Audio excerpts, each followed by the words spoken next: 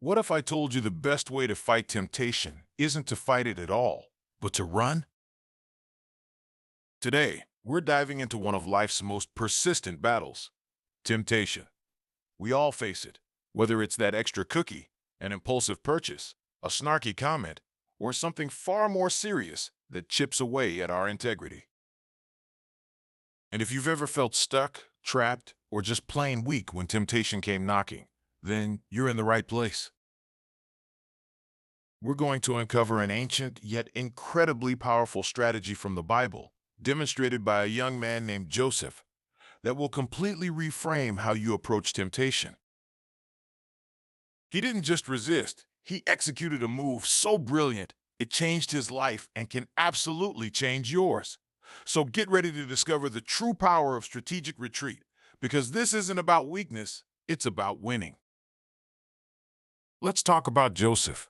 When we meet him in the book of Genesis, he's a young man sold into slavery by his jealous brothers, far from his family, his home, and everything familiar. It's a truly rough start. But despite his circumstances, Joseph holds on to his faith and integrity. God is with him, and he finds favor in the house of Potiphar, an Egyptian officer. Joseph is so trustworthy and capable that Potiphar puts him in charge of his entire household. Think about that for a second. He went from slave to CEO of a large estate. He had authority, respect, and a comfortable life, considering his situation. But here's where the real challenge begins. Potiphar had a wife, and she noticed Joseph, noticed him a lot. The Bible says she cast longing eyes on Joseph, and day after day she tempted him. She didn't just hint, she was direct. "Lie with me," she'd demand. Imagine being in Joseph's shoes. Young, away from his family, no accountability from his own people, and constantly propositioned by a woman of power. In a world where men could typically take multiple wives or concubines, and where her word might even hold more sway than his, this was an incredibly intense and dangerous situation. This wasn't a one-time encounter. It was a relentless, ongoing pressure campaign. Now, what did Joseph do? His response is key. He didn't flirt back a little to be polite. He didn't try to reason with her about the nuances of morality. He directly refused her, saying, "Do you see the two core reasons for his refusal? Loyalty to his earthly master, Potiphar, and more importantly, his reverence for God." He understood that sin wasn't just breaking a social contract. It was an offense against the divine.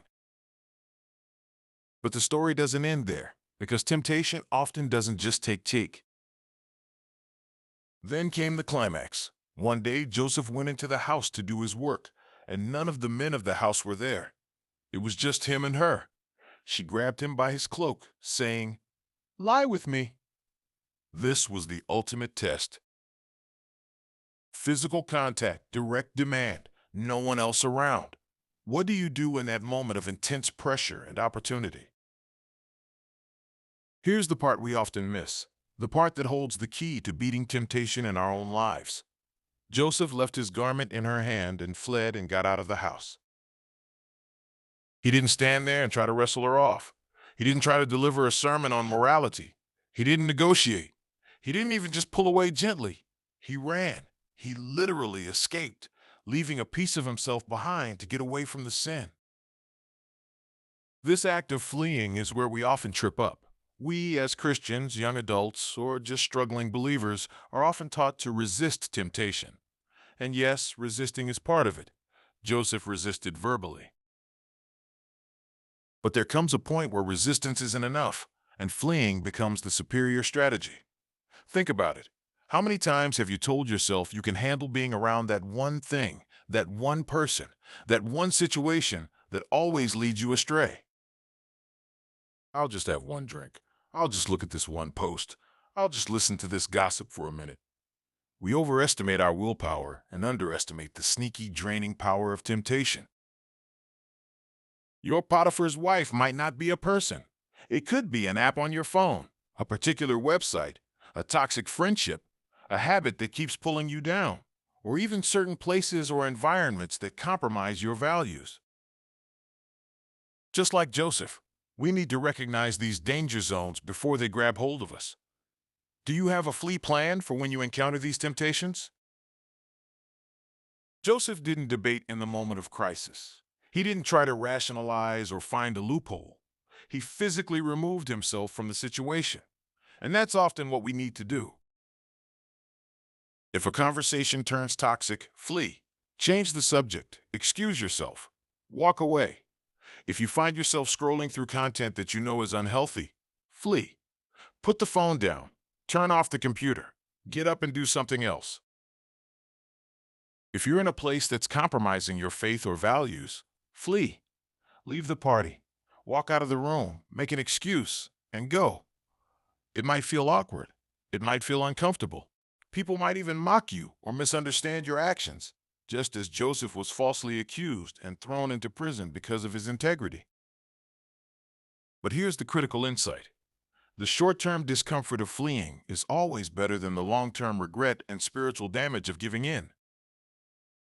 Joseph lost his cloak and then his freedom for a time, but he preserved his character, his relationship with God, and ultimately his destiny.